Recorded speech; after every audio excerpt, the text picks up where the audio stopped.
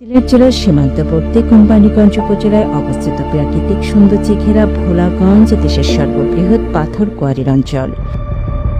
সম্প্রতি এক শ্রেণীর কুচক্রী মহল অবৈধভাবে সাদা পাথর লুট করে ঐতিহাসিক এই পর্যটন স্থানকে হুমকির মুখে ফেলেছে।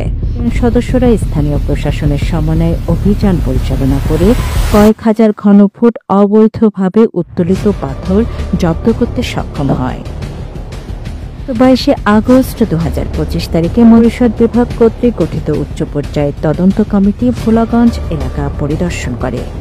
কমিটির প্রধান ও জনপ্রশাসন মন্ত্রণালয়ের সিনিয়র সচিব ডক্টর মোহাম্মদ মোখলেসুর রহমান সাংবাদিকদের সঙ্গে মত বিনিময়কালে ভোলাগঞ্জে সাদা পাথর পর্যটন এলাকার নিরাপত্তা নিশ্চিত করতে আনসার ব্যাটালিয়ন ক্যাম্প স্থাপনের কথা উল্লেখ করেন। তো আমার মনে হয় আমি আজকে এসে দেখে যেটা মনে হচ্ছে ইটস মোর দ্যান লুট, এটা হরি লুট।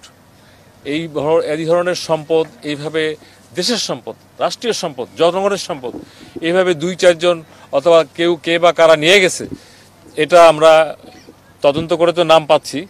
সে যেই হোক, আমাদের দেশের যত বড় অফিসার হোক, এটার কিন্তু ব্যবস্থা নেওয়া হচ্ছে এবং নেওয়া হবে।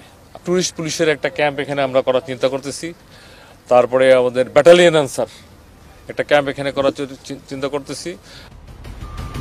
জেলা প্রশাসক সিলেটের আয়োজিত মতবিনিময় সভায় জনপ্রশাসন মন্ত্রণালয়ের সিনিয়র সচিব মহোদয় দেশের আইন শৃঙ্খলা রক্ষায় আনসার ও গ্রাম প্রতিরক্ষা বাহিনীর অবদান স্মরণ করে বলেন, গণ অভ্যুত্থান পরবর্তী সময়ে যখন দেশের আইন শৃঙ্খলার চরম অবনতি ঘটে, তখন একমাত্র আনসার ও গ্রাম প্রতিরক্ষা বাহিনী সারা দেশের থানা, ট্রাফিক নিয়ন্ত্রণ ও গুরুত্বপূর্ণ সরকারি স্থাপনায় নিরলসভাবে দায়িত্ব পালন করে দেশের পরিস্থিতি স্বাভাবিক রাখতে অগ্রণী ভূমিকা পালন করেছে।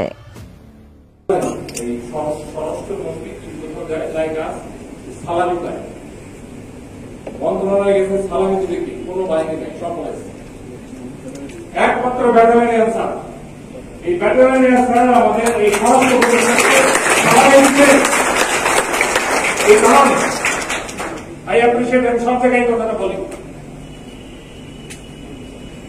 You did that. কাউকে খুঁজে পাওয়া যায়, সব পালাইছে। তাহলে হয়তো আমরা এখন করতাম যে জনপ্রশাসন থেকে অথবা ওখান থেকে সিভিল ডিফেন্সে দিয়ে যাও, যারা ছাত্র জীবনে স্কাউট ছিলাম অথবা তোমরা ছাত্র বিএনসিসি ছিলাম, আমি মিনিমাম ট্রেনিং আছে একটা, তো 303 নিয়ে ট্রেনিং যেটা আগে ছিলাম, তাদেরকে দিয়ে সালামি দিতাম। আপনারা সেই সম্মানটা পাচ্ছেন।